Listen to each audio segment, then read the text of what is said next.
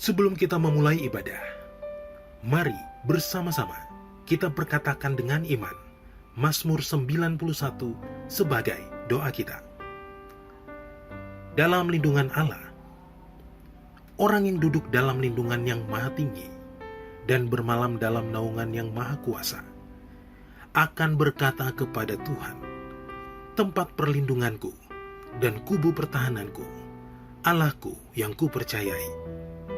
Sungguh, dialah yang akan melepaskan engkau dari jerat penangkap burung, dari penyakit sampar yang busuk.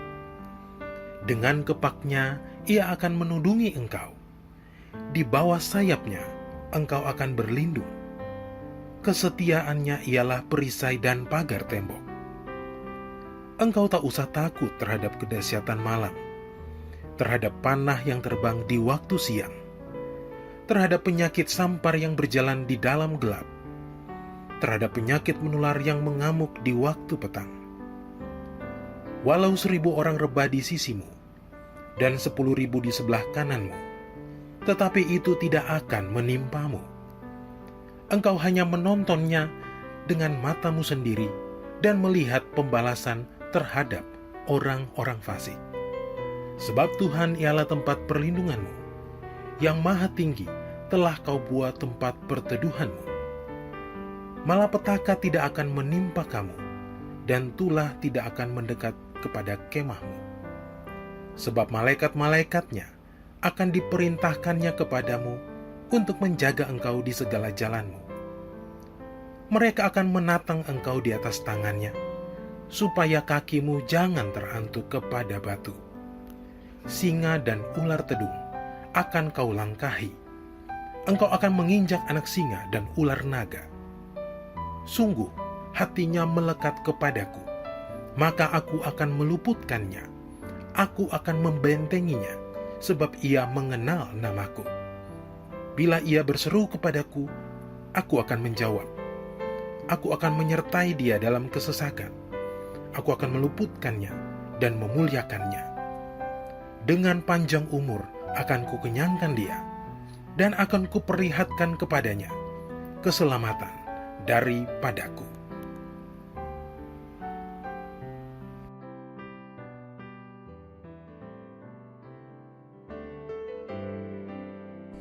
Mari secara bersama-sama kita deklarasikan Pentakosta ketiga. Pentakosta ketiga adalah pencurahan Roh Kudus yang dahsyat di zaman now, melebihi yang terjadi di Azusa Street.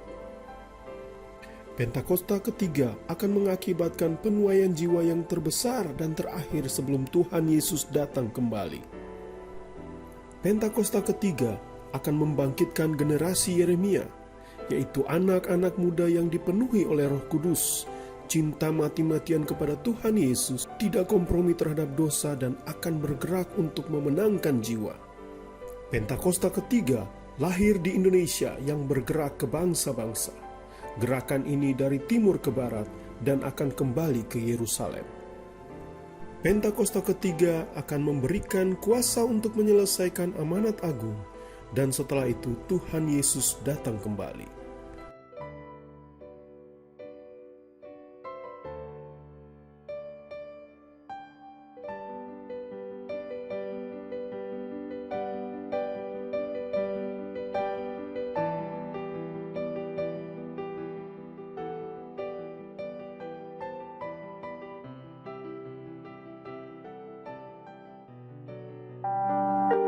Shalom gereja Tuhan. Shalom. Puji Tuhan, kita masih dituntun oleh Tuhan untuk mengawali tahun 2021. Saya percaya kalau bukan karena kebaikan Tuhan, bukan karena kemurahan Tuhan, bukan karena penyertaan Tuhan, kita tidak bisa melewati tahun 2020 ke 2021. Terima kasih Tuhan Yesus, karena penyertaan-Mu sempurna buat saya dan saudara. Saya percaya Tuhan, di pagi hari ini, di hari Minggu, di bulan pertama tahun 2021 Tuhan, kami mau lebih lagi Tuhan, lebih dekat lagi kepadamu Tuhan Yesus. Tuhan, sebab Engkau Raja di atas segala Raja. Engkau layak kami puji Tuhan Yesus, Engkau layak kami sembah Tuhan. Siapkan hati dan pikiran kita saudara untuk memuji Tuhan, sebab Dia yang layak kita puji, kita sembah. Dia Raja di atas segala Raja. Mari kita satukan hati untuk mau berdoa. Bapa, terima kasih Tuhan Yesus. Kami siap Tuhan untuk menyembah-Mu ya Bapa. Bersemayamlah dalam setiap pujian-pujian dan penyembahan kami ya Bapa di pagi hari ini Tuhan Yesus. Hamba percaya Tuhan Yesus Kau hadir Bapa. Kau lawat setiap pribadi lepas pribadi Tuhan. Kau lawat setiap rumah demi rumah Tuhan Yesus. Hamba percaya Tuhan Yesus, Engkau Allah yang luar biasa Tuhan. Hamba percaya Tuhan Yesus, Kau tidak pernah meninggalkan kami Tuhan. Kau memberikan kami kesempatan yang baru, kemurahan yang baru buat setiap hidup kami Tuhan Yesus. Oh terima kasih Yesus, kami rindu menyembah-Mu Tuhan. Kami rindu menyembah-Mu Bapa. Terima kasih Yesus. Hatiku mau menyembah-Mu, jiwaku merindukan Yesus. Hanya Kau Tuhan dan Rajaku, ku sembah Kau Allahku. Ku rindu melayani-Mu, ku suka senangkan-Mu Yesus. Hanya Kau kuatkan harapku, ku sembah Kau selamanya. Kami sembah Kau Yesus, ku sembah Kau Yesus, ku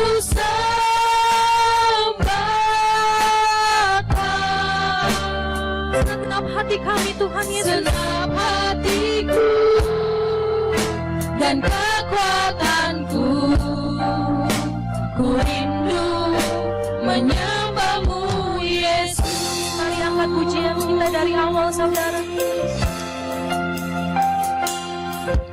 Hatiku mau menyembah-Mu, jiwaku merindukan Yesus. Hanya Kau Tuhan dan Rajaku, ku sembah Kau Allahku. Ku rindu melayani-Mu, ku suka senangkan-Mu Yesus. Hanya Kau kuatkan harapku, ku sembah Kau selamanya. Tuhan Yesus, sembah Kau Yesus, ku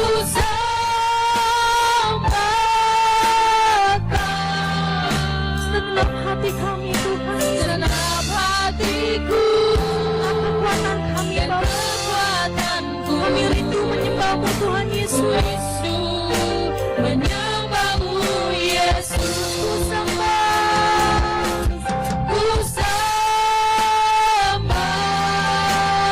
Kau Yesus, ku sembah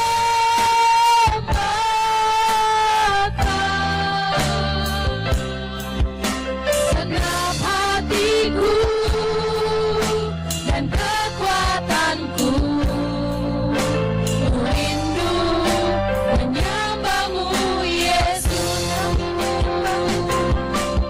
ku sembah Kau Yesus, ku sembah Kau segenap hati, segenap hatiku dan kekuatanku, ku rindu menyembah-Mu Yesus. Kami rindu menyembah-Mu Tuhan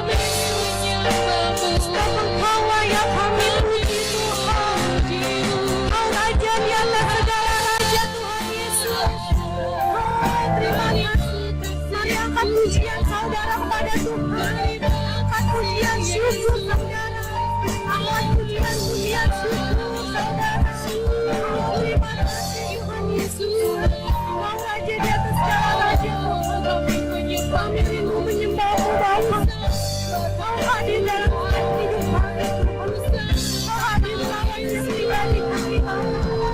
Terima kasih Tuhan Yesus.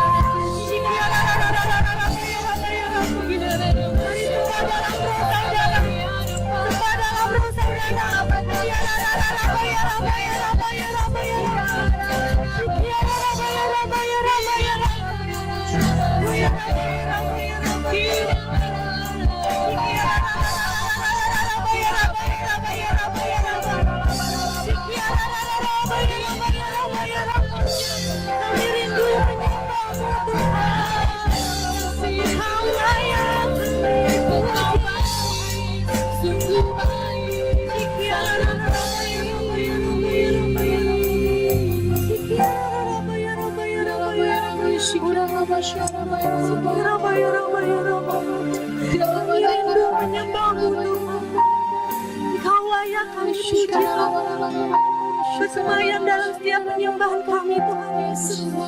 Lawat setiap pribadi kami Tuhan.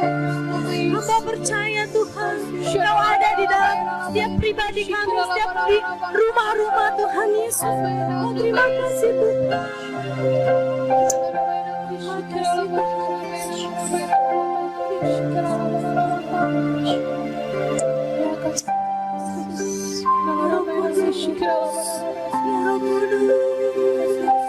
Ya Roh Kudus, hadir Bapa, Kau hadir, Roh Kudus, dalam setiap hati kami Tuhan Yesus, hadirat-Mu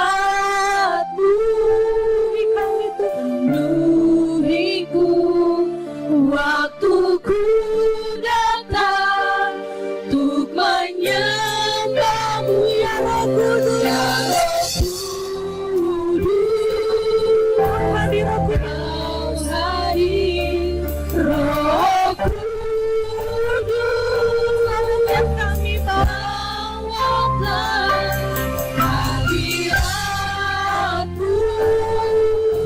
penuhiku, waktuku datang untuk menyembahmu ya Roh Kudus, Kau hadir Roh Kudus, lawatlah hadirat-Mu,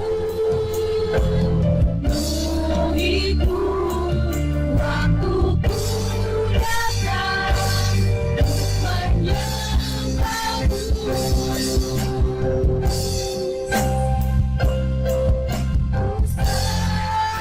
Sembah Kau, Yesus, ku sembah Kau.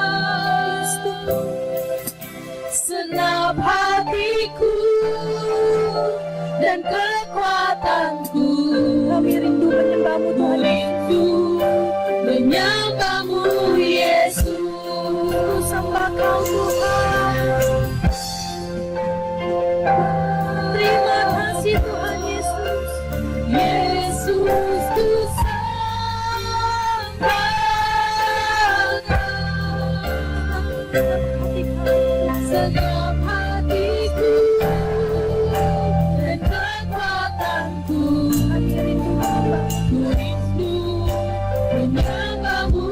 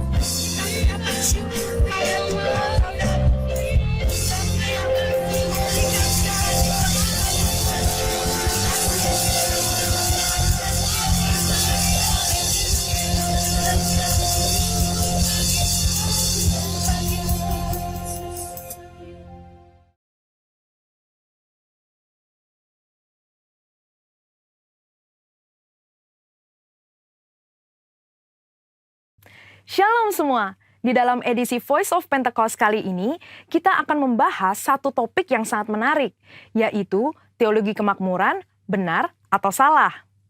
Mungkin banyak dari kita yang sering mendengar ada seseorang, suatu gereja atau pelayanan yang katanya menganut teologi kemakmuran. GBI Jalan Gatot Subroto pun tidak luput dari anggapan tersebut. Namun, perlu diketahui bahwa gereja kita sama sekali tidak menganut teologi kemakmuran. Supaya kita tidak terjebak di dalam pengajaran tersebut, mari kita sama-sama mempelajari dan memahami 4 hal mengenai hal kekayaan dari kitab Ulangan pasal 7 sampai 9, yaitu saat Tuhan mengajarkan kepada bangsa Israel selama di padang gurun. Yang pertama, kita tidak mengidentifikasikan diri kita berdasarkan kekayaan kita. Di dalam Ulangan 7 ayat 7 jelas mengajarkan bahwa Tuhanlah sebagai pencipta kita yang menentukan harga diri kita, bahwa kita adalah mulia dan berharga di matanya. Yang kedua, kita tidak mencari kenikmatan kita dari kekayaan. Raja Salomo jatuh karena melupakan kenikmatan bersama Tuhan dan mencari kenikmatan dari kesenangan duniawi yang didapat dari keberhasilannya. Pada dasarnya, Tuhan tidak melarang kita untuk menikmati berkat materi yang sudah Tuhan berikan, asalkan sesuai dengan kebenaran firman dan tuntunan Roh Kudus, serta tidak menempatkan kepuasan kita pada hal-hal yang bersifat materi. Jika tidak, kita akan terhilang dari rencana Tuhan atas hidup kita. Yang ketiga, kita tidak menaruh kekuatan kita pada kekayaan, karena uang seringkali membuat pemiliknya merasa memiliki kendali dan kekuatan. Uang juga dapat membelokkan rasa keadilan seseorang dan membuat pemiliknya merasa lebih berkuasa dari orang lain. Dan yang keempat, kita tidak mencari tujuan hidup dari kekayaan. Di dalam Matius 6 ayat 24 dan Lukas 16 ayat 13, Yesus menyatakan bahwa kita tidak dapat melayani dua tuan. Dan di dalam Ulangan 8 ayat 18 juga dengan jelas berkata bahwa Tuhanlah yang memberi kekuatan untuk menghasilkan kekayaan dan menggenapi perjanjian Abraham, yaitu berkat bagi Israel, supaya melalui Israel semua kaum juga dapat diberkati.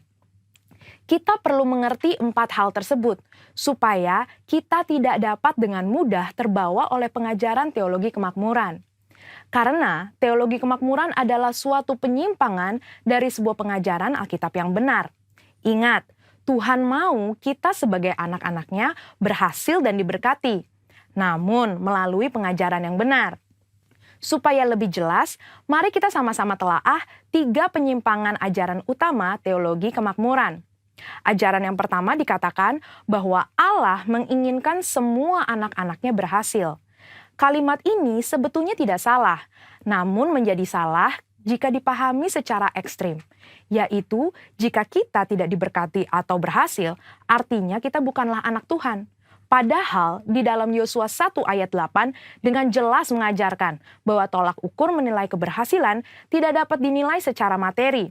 Sebaliknya, untuk berhasil, kita juga perlu merenungkan, memperkatakan, dan melakukan firman Tuhan di dalam kehidupan kita. Selanjutnya, ajaran teologi kemakmuran yang kedua dikatakan penebusan Yesus di kayu salib adalah penebusan dari kemiskinan, penderitaan, dan sakit penyakit, di mana jika orang tersebut percaya sepenuhnya, maka tidak akan mengalami penderitaan. Tentu hal ini sangat menyimpang, karena teologi kemakmuran berpendapat jika kita mengalami kemiskinan, penderitaan, dan sakit penyakit, artinya kita belum menerima Tuhan di dalam hidup kita. Padahal sebenarnya Tuhan dapat mengizinkan kita mengalami penderitaan untuk membawa kita ke tujuan yang lebih besar, supaya kita dapat lebih lagi berharap pada Tuhan, menjaga hati kita, serta memurnikan motivasi hati kita. Sama seperti pandemi COVID-19 yang kita semua sedang alami. Saya percaya Tuhan mengizinkan hal ini terjadi untuk sebuah tujuan yang lebih besar, dan supaya kita dapat lebih lagi mengalami peranan Roh Kudus di dalam hidup kita, yaitu sebagai pembawa hadirat Tuhan, pemberi kuasa dan kekuatan, serta penghibur di tengah penderitaan. Berikutnya, ajaran teologi kemakmuran yang ketiga adalah mengklaim apa saja yang kita inginkan karena semua kekayaan Allah tersedia bagi kita di dalam Kristus. Ini tidak salah, tetapi menjadi menyimpang ketika dikatakan bahwa sebagai anak Tuhan, kita dapat meminta apapun, tidak peduli apa saja yang menjadi keinginan kita. Mereka juga menggunakan 2 ayat Alkitab di dalam Mazmur 37 ayat 4 dan Filipi 4 ayat 19 sebagai dasar pembenaran pandangan pengajaran teologi kemakmuran. Padahal, 2 ayat tersebut bukan berbicara tentang pemenuhan segala keinginan duniawi kita, tetapi pemenuhan keperluan orang yang sudah mendapatkan kepuasan di dalam Tuhan. Dan juga permintaan tersebut harus sesuai dengan kehendak Tuhan. Melihat dari 3 ajaran tersebut, dapat disimpulkan bahwa teologi kemakmuran adalah teologi yang kekanak-kanakan, yang terlalu menekankan hak dan melupakan tanggung jawab. Dan GBI Gatot Subroto jelas tidak setuju dengan penyimpangan pengajaran tersebut. Namun, kita perlu percaya bahwa Tuhan sangat ingin memberkati kita berlimpah-limpah, supaya kita dapat menjadi berkat bagi orang lain, serta menyelesaikan amanat agung Tuhan Yesus dan pekerjaan Tuhan di bumi. Saudara-saudara, untuk penjelasan lebih lengkapnya dari tim teologi kami, jangan lupa buka link yang ada di atas atau scan barcode yang tersedia. Tuhan Yesus memberkati.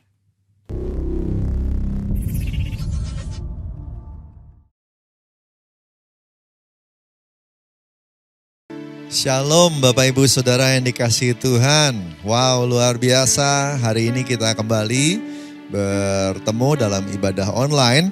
Kita mau dengar firman sama-sama. Yuk sebelumnya kita berdoa minta pimpinan Roh Kudus untuk mengurapi kita. Tuhan yang baik, Tuhan sudah bawa kami masuk lebih dalam lagi di tahun 2021. Tuhan, pimpin langkah kami terus ya Tuhan. Jangan biarkan kami jalan sendiri. Pastikan setiap langkah kami Engkau yang pimpin. Bersabdalah pada hari ini, urapi hamba-Mu, urapi kami semua. Biar kami boleh menangkap isi hati Tuhan, bersiap-siap untuk terus mengandalkan-Mu dan melangkah masuk lebih dalam di tahun 2021. Dalam nama Tuhan Yesus, haleluya, amin. Puji Tuhan. Bapak Ibu Saudara yang dikasihi Tuhan, mari 2021 ini kita mulai dengan berharap sama Tuhan. Amin saudara. Kita baru saja meninggalkan tahun yang lama 2020, tahun dimensi yang baru. Dan sekarang kalau kita lihat ke belakang, benar ya, kita banyak mengalami dimensi baru. Kita banyak mengalami sesuatu yang tidak pernah terpikirkan, tidak pernah kita alami sebelumnya. Boleh dibilang new normal, yang sesuatu yang benar-benar tidak pernah terjadi. Apapun yang kita alami dalam tahun 2020, masuki tahun 2021 ini tetaplah berpegang pada firman Tuhan. Sesuai dengan Ratapan 3 ayat 22 sampai dengan 23.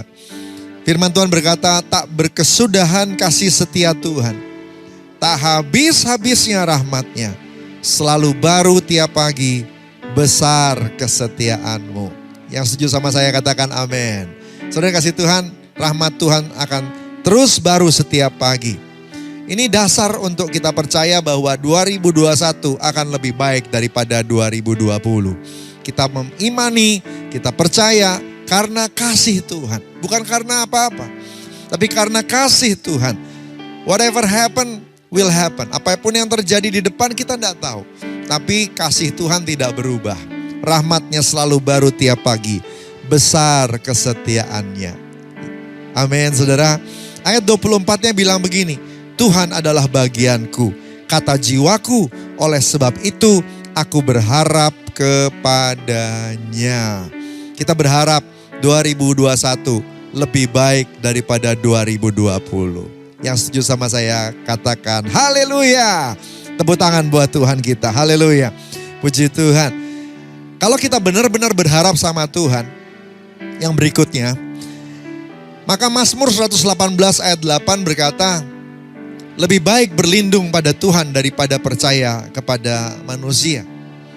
Berharap sama Tuhan itu lebih baik daripada percaya sama manusia. Keadaan kita akan lebih baik kalau berlindung kepada Tuhan. Termasuk daripada terhadap kekuatan kita sendiri. Pasti lebih bagus kalau kita ngandalin Tuhan. Yesaya 40 ayat 30 sampai dengan 31 bilang begini. maka orang yang berharap kepada Tuhan akan mendapat kekuatan baru yang melebihi kekuatan orang-orang muda. Mereka seumpama raja wali yang naik terbang dengan kekuatan sayapnya. Mereka berlari dan tidak menjadi lesu. Mereka berjalan dan tidak menjadi lelah. Mazmur 37 ayat 23 sampai 24. Tuhan menetapkan langkah-langkah orang yang hidupnya berkenan kepadanya. Apabila ia jatuh, tidaklah sampai tergeletak, sebab Tuhan menopang tangannya. Haleluya. Yang disebut dengan orang yang hidup berkenan di hadapan Tuhan adalah orang yang berharap sama Tuhan. Bagi orang seperti ini, Tuhan menetapkan langkah-langkahnya. Jalan-jalannya ditetapkan oleh Tuhan. Kalaupun jatuh, tidak sampai tergeletak. Tangan Tuhan menopangnya. Saudara, perlu dicatat bahwa sebagai orang yang berkenan di hadapan Tuhan, kita mungkin saja loh menghadapi masalah-masalah, tantangan-tantangan. Mungkin saja anak-anak Tuhan juga berhadapan sama COVID-19. Mungkin saja kita akan berhadapan sama resesi ekonomi, mungkin PHK, mungkin keadaan ekonomi yang tidak baik. Tetapi percaya tangan Tuhan tetap menopang tangan kita. Yang setuju sama saya katakan amin. Sehingga waktu seolah-olah seperti akan tergeletak, tidak akan jatuh tergeletak sebab tangan Tuhan itu menopang. Kita akan kuat, kita akan lihat jalan keluar, kita akan lihat Tuhan menyembuhkan, Tuhan memulihkan, dan pembelaan datang dari Tuhan. Karena Allah yang setia bersama dengan kita. Yang setuju sama saya katakan amin. Haleluya. Yeremia 17 ayat 7 sampai 8 bilang, diberkatilah orang yang mengandalkan Tuhan, yang menaruh harapannya pada Tuhan. Ia akan seperti pohon yang ditanam di tepi air, yang merambatkan akar-akarnya ke tepi batang air, dan yang tidak mengalami datangnya panas terik, yang daunnya tetap hijau, yang tidak khawatir dalam tahun kering, dan yang tidak berhenti menghasilkan buah. Kalau ngandalin Tuhan, bahkan di tahun kering pun engkau tak perlu khawatir. Banyak yang memprediksi 2021 akan banyak hal yang gak bagus. Tapi di tahun yang tidak baik itu pun, kalau mengandalkan Tuhan, berharap pada Tuhan, maka kita tidak perlu khawatir. Karena sumber kita tidak jauh dari kita. Kita tidak akan kehilangan kekuatan. Tuhan akan memastikan kita tidak berhenti menghasilkan buah. Yang setuju sama saya katakan haleluya. Puji Tuhan. Mazmur 32 ayat 8 dan Mazmur 33 ayat 18. Kalau masih ingat 10 tahun kita renungkan ayat itu tentang mata yang tertuju kepada Tuhan. Saudara dikasih Tuhan ya. Saudara dikasih Tuhan, di sana dikatakan kalau mata kita tertuju kepada Tuhan, itu artinya berharap pada kasih setia Tuhan. Tuhan akan mengajar kita, menasehati, dan nunjukin jalan yang harus kita tempuh. Tuntunan Tuhan akan kita mengerti hanya kalau mata kita tertuju kepada Tuhan. Haleluya. Mari berharap terus sama Tuhan. Yang mau katakan amin. Puji Tuhan. Yang berikutnya, saudara dikasih Tuhan. Tahun 2021, Tuhan juga memberikan janji-janji. Janji-janji yang kita bawa dari 2020, yang memang belum digenapi dan terus digenapi sampai nanti pada puncaknya. Janji yang pertama ada di Yeremia 29 ayat 11 sampai 14. Sebab aku ini mengetahui rancangan-rancangan apa yang ada padaku mengenai kamu. Demikianlah firman Tuhan, yaitu rancangan damai sejahtera dan bukan rancangan kecelakaan, untuk memberikan kepadamu hari depan yang penuh harapan. Dan apabila kamu berseru dan datang untuk berdoa kepadaku, maka aku akan mendengarkan kamu. Apabila kamu mencari aku, kamu akan menemukan aku. Apabila kamu menanyakan aku dengan segenap hati, aku akan memberi kamu menemukan aku. Saudara, ingat janji Tuhan ini hanya ditujukan kepada orang-orang yang mau mencari Tuhan, menanyakan pada Tuhan. Apapun yang kita putuskan, tanya dulu sama Tuhan. Saya merenungkan perenungan ini ketika membaca kitab Raja-Raja dan kitab Tawarikh, saudara. Raja-raja yang diberkati atau raja-raja yang hidup dengan standar Daud pada zaman itu, dikatakan adalah orang yang selalu mencari Tuhan. Dan dalam perenungan saya berpikir begini, kenapa orang ini masih mencari Tuhan? Bukannya Tuhannya sudah ketemu? Ya. Nah saudara dikasih tahu, ternyata yang dimaksud dengan mencari Tuhan itu adalah gini saudara. Mencari tahu apa yang Tuhan tetapkan. Mencari tahu apa yang Tuhan mau. Mencari tahu apa yang Tuhan perintahkan. Jadi ada kasus-kasus, ada banyak hal dalam hidup kita. Kita tidak sembarangan untuk kemudian memakai pemikiran kita saja. Tapi kita mengandalkan pemikiran yang datang dari Tuhan. Kita tanya Tuhan, tanya firman-Nya, cari hadirat-Nya. Kita mau menyesuaikan diri dengan seleranya Tuhan. Dan ini tidak mungkin dilakukan hanya berdasarkan pengetahuan Alkitab saja. Kita mesti tambahkan. Kata ditambahkan tuh berarti pengetahuan Alkitab plus hubungan kita dengan Tuhan. Amin saudara. Nggak bisa hubungan doang lalu kemudian tidak ada pengetahuannya juga. Ya, dua-duanya harus ada. Saudara yang kasih Tuhan. Baca Alkitab dan miliki waktu dengan Tuhan yang berkualitas. Dua-duanya ini ada, maka engkau akan lebih lagi mencari Dia. Mencari Tuhan. Kalau ini sering kita lakukan atau konsisten, komitmen kita lakukan. Membaca Alkitab, membangun hubungan dengan Tuhan. Enggak mungkin kasih itu tidak muncul, itu enggak mungkin. Pasti muncul.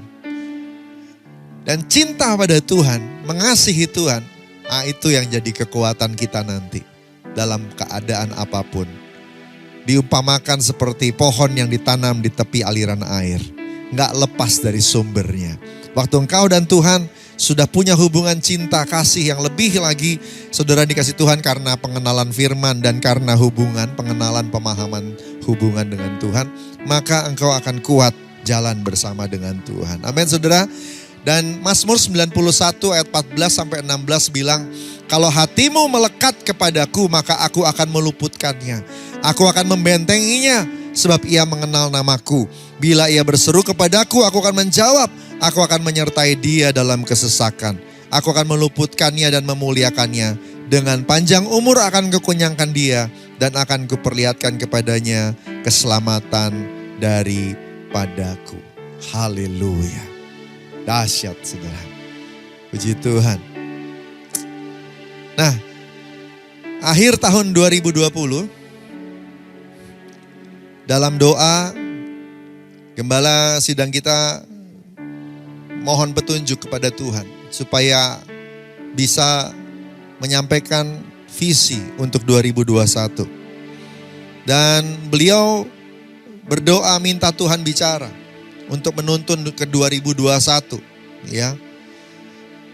Beliau berkata, Tuhan tuntun kami masuki 2021. Kami sedang dalam era Pentakosta ketiga untuk menyelesaikan amanat agung. Tapi kami butuh tuntunan Tuhan lebih lagi. Ya. Dan akhirnya Tuhan menjawab lewat pergumulan yang panjang saudara dikasih Tuhan. Bahwa tahun 2021 Tuhan tetapkan tahun integritas. Haleluya. Katakan sama-sama dengan saya. Tahun 2021 adalah tahun integritas. Sekali lagi. Tahun 2021 adalah tahun integritas. The year of integrity. Dengan dua ayat emas dari Mazmur 24 ayat 3 sampai 5 dan Mazmur 41 ayat 13 sampai 14. Tahun integritas. Wow. Penekanannya adalah makin menjadi serupa dengan Yesus. Makin menjadi serupa dengan Yesus. Kalau lihat di kamus bahasa Indonesia, integritas itu artinya mutu, sifat, atau keadaan yang menunjukkan kesatuan yang utuh. Kejujuran. Kalau lihat dari Westminster Dictionary, integritas adalah istilah teologis untuk menunjukkan kemurnian dan kejujuran sebagaimana manusia diciptakan dalam rupa dan gambar Allah. Dan kalau dalam pemahaman etika, integritas adalah ketaatan dalam prinsip dan karakter moral yang dibentuk oleh hati nurani Kristen. Sebenarnya model, contoh, teladan, integritas yang paling top, yang paling bagus, jelas Yesus Kristus Tuhan kita. Amin. Tuhan Yesuslah the man of integrity.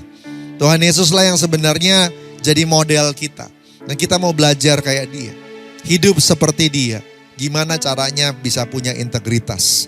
1 Yohanes 2 ayat 6 berkata, barang siapa mengatakan bahwa ia ada dalam dia, ia wajib hidup sama seperti Kristus telah hidup. Karena hidup sama seperti Kristus telah hidup, maka menjadi serupa dengan gambar Kristus. Ini adalah murid Tuhan Yesus. Belajar hidup seperti Yesus. Ini pesan yang sangat kuat untuk tahun ini, saudara dikasih Tuhan. Ya. Yuk kita lihat ayat emas tahun 2021. Ayat emas yang pertama dari Mazmur 24 ayat 3 sampai 5. Siapakah yang boleh naik ke atas gunung Tuhan? Siapakah yang boleh berdiri di tempatnya yang kudus? Orang yang bersih tangannya dan murni hatinya, yang tidak menyerahkan dirinya kepada penipuan, dan yang tidak bersumpah palsu. Dialah yang akan menerima berkat dari Tuhan, dan keadilan dari Allah yang menyelamatkan dia. Saudara, dibilang siapakah yang boleh naik ke gunung kudus Tuhan? Gunung kudus Tuhan dan tempatnya yang kudus itu merujuk pada bait Tuhan di Yerusalem, bait Allah. Ya. Tapi ayat ini juga menunjukkan bahwa ada syarat untuk masuk ke bait Allah, ke kediaman Tuhan. Ya. Ini juga bisa dikatakan bahwa persyaratan ini juga bicara tentang pengangkatan masuk surga. Karena bait Allah yang ada di Yerusalem itu sebenarnya cuma perlambang dari surga yang sebenarnya adalah rumahnya Tuhan. Ya, proses pengudusan, sanctification. Jadi kalau berdasarkan Mazmur 24 ayat 3 sampai 5 tadi, untuk bisa masuk surga yang pertama adalah bersih tangan dan murni hati. Bersih tangan dan murni hati. Ya. Murni hati, tidak ada motivasi yang salah. Bersih tangan, tindakan perbuatan yang terlihat bersih. Hati murni, berarti di dalam. Ya. Jadi di luarnya bersih, dalamnya bersih. Luar dalam bersih. Apa yang dipikirkan, diucapkan, harusnya sesuai dengan apa yang dilakukan. Dan syarat untuk masuk surga yang kedua di sana dikatakan tidak menyerahkan diri kepada penipuan. Berarti seluruh hidup kita baik yang terlihat maupun tidak terlihat, termasuk juga ucapan mulut kita, itu harus benar semuanya. Dan yang ketiga dikatakan tidak bersumpah palsu. Ini mengingatkan kita kepada hukum moral untuk tidak berdusta, saudara yang dikasih Tuhan. Perhatikan mulut kita, perhatikan apa yang kita ketik di medsos, perhatikan semuanya. Ketiga macam persyaratan ini kita sebut sebagai integritas. Ayat emas yang kedua adalah Mazmur 41 ayat 13 sampai 14. Tetapi Engkau menopang aku karena ketulusanku. Engkau membuat aku tegak di hadapanmu untuk selama-lamanya. Terpujilah Tuhan Allah Israel dari selama-lamanya sampai selama-lamanya. Amin ya amin. Kata tulus di sana itu bahasa Ibraninya tom. Artinya integritas. Ya. Jadi tom atau integritas itu artinya tulus. Tulus. Ya. Saudara, ada pesan Tuhan disampaikan lewat salah seorang pendoa kepada gembala sidang kita. Tuhan memberikan ayat-ayat di Wahyu 19 itu tentang pakaian putih yang harus dikenakan kalau mau masuk dalam perjamuan kawin anak domba. Kemudian Lukas 10 ayat 20 bicara tentang nama yang terdaftar di sorga. Wahyu 3 ayat 10 bicara tentang karena engkau menuruti firmanku untuk tekun menantikan aku, maka aku pun akan melindungi engkau dari hari pencobaan yang akan datang atas seluruh dunia untuk mencobai mereka yang diam di bumi. Wahyu 3 ayat 11, aku datang segera, peganglah apa yang ada padamu supaya tidak seorang pun mengambil mahkotamu.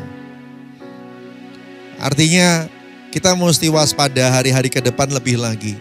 Makin dekat pada kedatangan Tuhan. Ingat, bumi ini hanya tempat transit. Saudara, kita berada di dunia yang hanya tempat transit. Tujuan kita adalah rumah Bapa di sorga. Dan Tuhan sedang menyiapkan undangan-undangan untuk kita semua masuk dalam perjamuan kawin anak domba. Perhatikan hidup kita. Dan orang-orang yang diundang adalah para pemenang. Yaitu orang-orang yang namanya sudah terdaftar di kerajaan Allah di sorga. Mereka yang tekun menantikan kedatangan Tuhan. Yang memakai pakaian lenan halus yang berkilau-kilauan dan putih bersih. Lenan halus adalah perbuatan-perbuatan benar dari orang-orang kudus. Mereka semua ini adalah orang-orang yang berintegritas. Tuhan Yesus akan datang segera. Tetap setia sama Tuhan. Supaya dalam apapun yang kita hadapi ke depan, sekali lagi ya, terus berharap sama Tuhan. Pegang janji Tuhan, selesaikan tugas dan panggilan kita. Sekali lagi, berharap sama Tuhan, pegang janji-janji Tuhan, dan selesaikan tugas dan panggilan kita. Tuhan sudah mau datang. Amin saudara, saya berdoa kita semua adalah orang yang mendapat undangan itu. Yaitu orang-orang yang punya integritas. Haleluya. Sampai akhir ku menutup mata, ku tetap setia menanti janji-Mu. Sampai ku dapatkan mahkota kehidupanku, ku tetap setia melayani-Mu. Sampai akhir ku menutup mata, ku tetap setia menanti janji-Mu. Sampai ku dapatkan mahkota kehidupanku, ku tetap setia melayani-Mu. Sekali lagi, sampai akhir ku menutup mata, ku tetap setia menanti janji-Mu. Sampai ku dapatkan mahkota kehidupanku, ku tetap setia melayani-Mu. Ku tetap setia melayani-Mu. Ku tetap setia melayani-Mu.